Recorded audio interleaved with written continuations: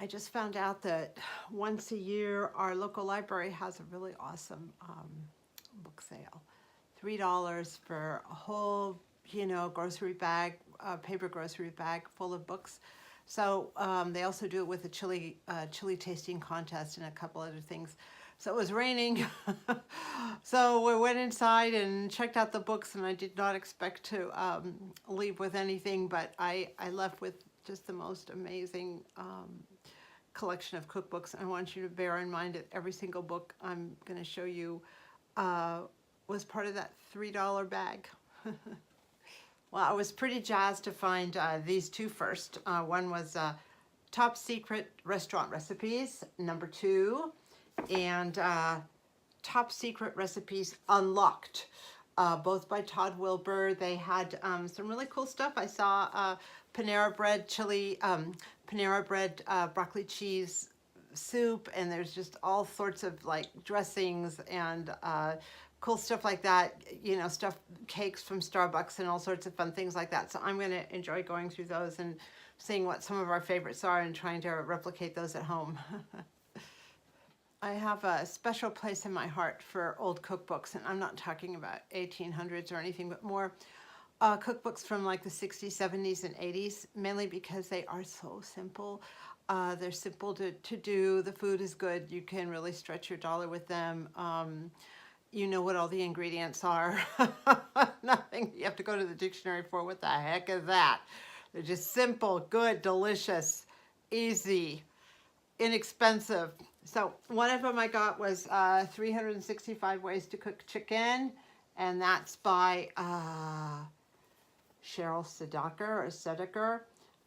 She has it arranged like skillet meals, salads, soups, stews, casseroles. So, it looked pretty good, and certainly a lot of ideas. If I just use like a third of the ideas here, that's 100 recipes or 120 recipes. So it looked like a good one to pick up. I got this one too, the crockery cookbook. I love my crock pot, as you know, and this is an old school one. I don't know, it's maybe from the 70s or 60s. What I particularly liked about it is it had several pages of different type of crock pots and how they work and how they warm and how they heat and what their capacities are. So I thought that was kind of interesting and fun. The pictures aren't that great. Well, they're black and white, so probably the best picture is the one here on the front cover. It's by Mabel Hoffman. Then I picked up Better Homes, a couple of Better Homes and Gardens one. This one is Better Homes and Garden all-time favorite casserole recipes. And casseroles are just such a great way to do frugal cooking. You just can put all sorts of things in there and make them really filling and good, and without spending a whole lot of money. So I'm going to be checking those out. I also got 2 books on ground beef. This is called Taste of Home Ground Beef Cookbook, and this was Better Homes and Gardens all-time favorite hamburger. So we often end up with a lot of ground beef for hamburger. I will buy like one of those big rolls at the grocery outlet or something and cut them into 4 or 5, and I use them in Hamburger Helper or whatever. So these 2 books are going to help me maybe think of some new ideas. They have like pies and pizzas and pocket things and stuff you can make with rice, with noodles, meatloaves, meat pies. It looked really kind of good. And again, you could get a couple good ideas out of that, and they're going to be simple with stuff you can easily find in your pantry or at the store. Nothing too fancy. And finally, I got this good one, Fix It Fast Cookbook. Has all sorts of casseroles and one-pot meals, skillet meals, stuff like that, which is also real handy.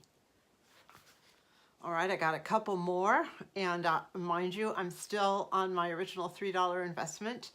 One of them was the Pillsbury annual recipes with the including Pillsbury Bake Off contest winners 2008.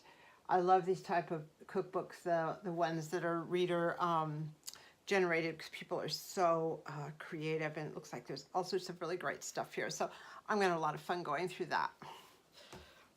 I also got the Better Homes and Gardens pies, 169 recipes. They have refrigerator pies, fruit pies, all sorts of stuff.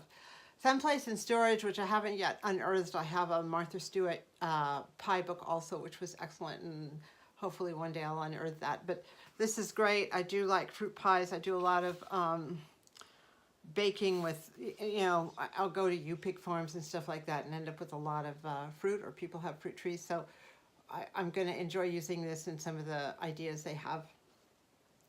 Now this really, I love this, the Better Homes and Gardens homemade cookies cookbook. So this was a lot of fun. It just has all sorts of stuff, you know, bar cookies, drop cookies, cookie jar favorites. I actually ended up getting 2 of these. They had 2, and one I'll keep and one I'll probably give as a gift, maybe in a basket with some other stuff. It just is such a great classic book. Then there was some lady looking through the cookbooks with me, and she said something, and I said, you know, she just picked up a cookbook. I saw her pick it up, and I said, oh my gosh, you just picked up the cookbook I would have picked up. So she gave it to me. It was so nice. It was this one, the Betty Crocker Ultimate Bisquick Cookbook. So I'm really looking forward to that. Just everything. 323 delicious recipes for breakfast, dinner, dessert, and more. Where's the back of it? It's going to be just so awesome. Finally, I got 3 self-help books. I've made it kind of my goal to read a book a month on something self-help or financial or stuff like that I never had time to look at when I was working. So I got 3 of these Wayne Dyer books. Dyer, Excuses Be Gone, Change Your Thoughts, Change Your Life, and The Power of Intention.